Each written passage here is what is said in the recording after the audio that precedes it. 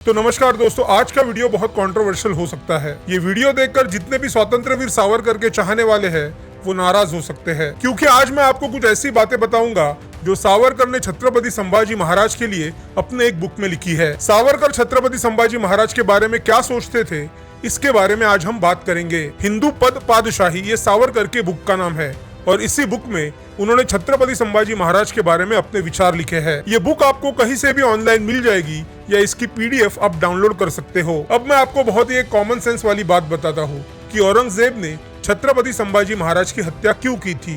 क्योंकि छत्रपति संभाजी महाराज ने औरंगजेब की शर्तें नहीं मानी और उसके सामने नहीं झुके। इसी कारण औरंगजेब ने छत्रपति संभाजी महाराज की हत्या कर दी। ये बात आप वीडियो के लास्ट तक याद रखना, इसका मतलब मैं आखिर में समझाऊंगा। अब हम देखते हैं कि सावरकर ने अपने बुक हिंदू पद पादशाही में छत्रपति संभाजी महाराज के बारे में क्या लिखा है। इस बुक में एक चैप्टर है और रॉयल मार्टियर, उसी में से लिखी कुछ बातें आज हम जानेंगे। वीडियो शुरू करने से पहले अगर किसी ने चैनल को सब्सक्राइब नहीं किया तो जरूर कर देना। तो चलिए वीडियो शुरू करते हैं। तो ये है चैप्टर 4 अ रॉयल मार्टियर।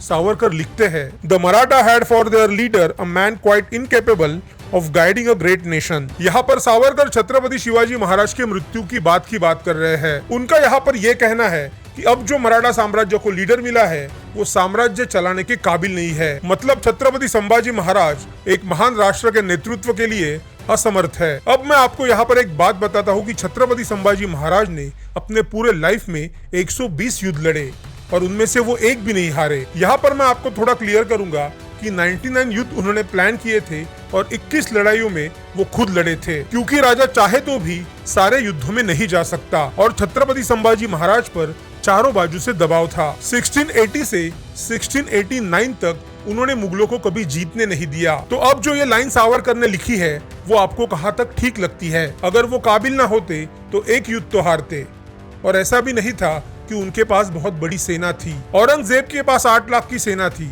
चलो हम मान लेते हैं कि 6 लाख की थी, फिर भी उससे वो आखिरी सांस तक लड़े। तो जो ये सावरकर ने लीडरशिप की बात लिखी है वो आपको कितना सही लगती है। अब यहाँ सावरकर कहते हैं कि ग्रेट नेशन, वो स्वराज नहीं कहते। तो यहाँ पर हमें ये पता चलता है कि सावरकर छत्रपति शिवाजी महाराज की स्वराज की सोच को नहीं मानते थे। अब वो आगे लिखते हैं कि Sambhaji had a bad temper, excessive intelligence in drinking and debauchery. यहाँ पर सावरकर कहते हैं कि छत्रपति संभाजी महाराज बहुत गुस्से वाले थे और आगे वो लिखते हैं कि उन्हें शराब की भी बहुत लत थी और वो भोगी थे। यहाँ पर आप समझ सकते हो कि सावरकर क्या कहना चाहते हैं, और यहाँ पर उन्होंने एक्सेसिव शब्द का उपयोग किया है। अगर सीधी भाषा में समझा जाए तो सावरकर ये कहना चाहते हैं कि छत्रपति संभाजी महाराज को शराब और शबाब की लत थी। आपको यहाँ पर मैं पेज नंबर भी बता देता हूँ, ये पेज नंबर 14 पर लिखा गया है। अगर आपको झूठ लगे तो आप पढ़ लेना। तो ये थे सावरकर के विचार छत्रपति संभाजी महाराज को लेकर। रणदीप हुड्डा ने अच्छी कोशिश की थी उनके जीवन के बारे में दिखाने की,